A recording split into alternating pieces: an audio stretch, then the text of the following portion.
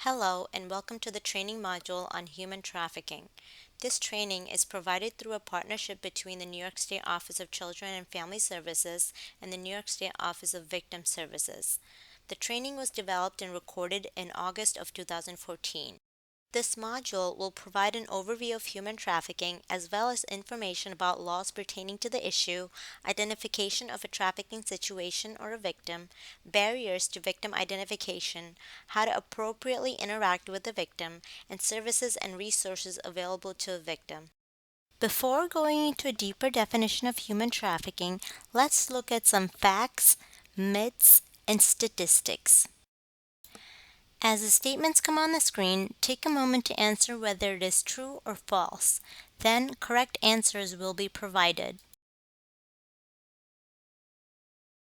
False. Human trafficking occurs in all countries, including the United States.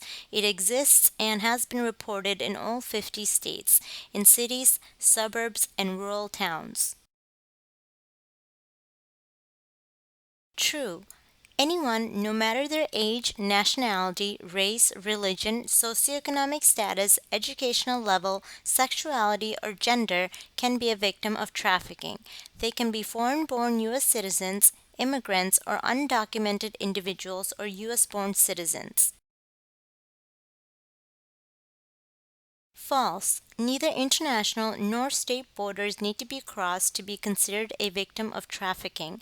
An individual can be a victim even if they are trafficked within their neighborhood or even while living at home if they meet the definition of trafficking.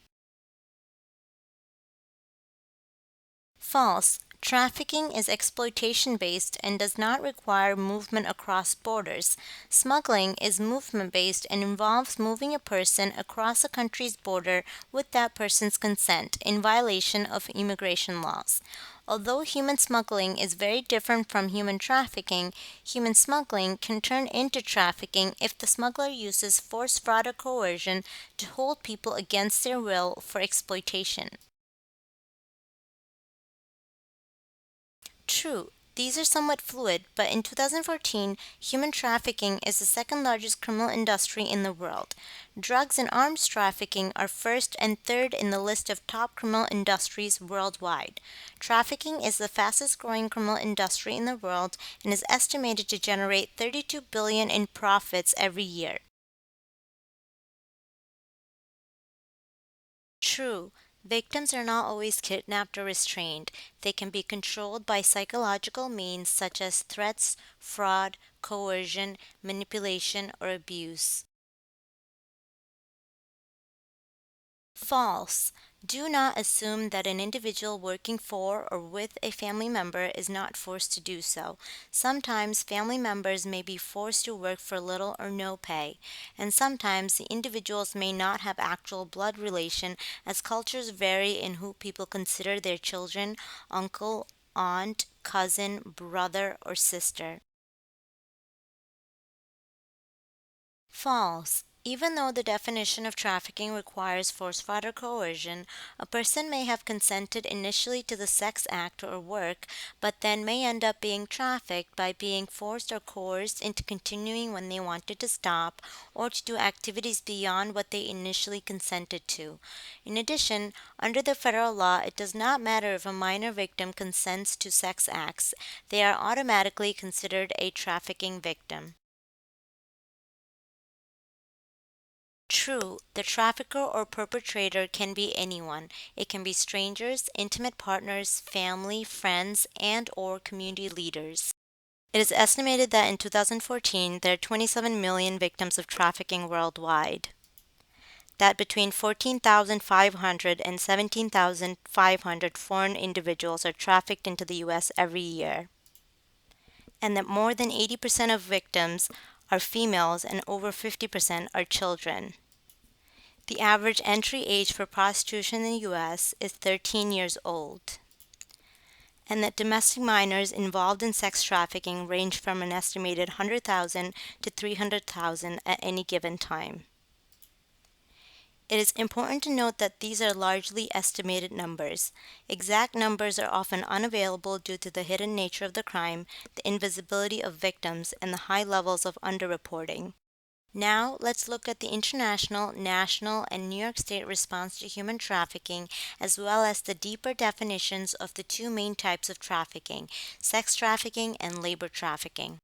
Human trafficking is a violation of human rights where individuals are denied liberty and basic rights. It is essentially a form of modern day slavery and the practice of exploiting adults and children for use as commodities in conditions of sexual and labor servitude. Trafficking can mirror the dynamics of domestic violence, with traffickers often using the same tactics and conditions of power and control. Internationally, the UN Convention Against Transnational Organized Crime has a protocol to prevent, suppress, and punish trafficking in persons. In this protocol, human trafficking is recognized as forms of sexual exploitation, forced labor or services, slavery, or any practices similar to slavery, as well as the removal of organs for profit. Nationally, the Trafficking Victims Protection Act was enacted in 2000 to fight human trafficking in the U.S. And in New York State, we have the New York State Anti Human Trafficking Law of 2007, the Safe Harbor for Exploited Children Act of 2008, and the Vacating Convictions Law of 2010 to provide assistance and services to victims of trafficking. In addition, New York State also has the Human Trafficking Courts, which are launched in 2013. These are also known as the Prostitution Diversion Courts. The TVPA focuses on prevention, protection, and prosecution. Under the TVPA, a person who is trafficked is considered a victim of a serious crime and has the right to protection and assistance. The law created a process to certify victims of human trafficking federally as a means to provide assistance and specialized services that they need. Since its passage, the TVPA has been reauthorized in 2003, 2005, 2008, and 2013.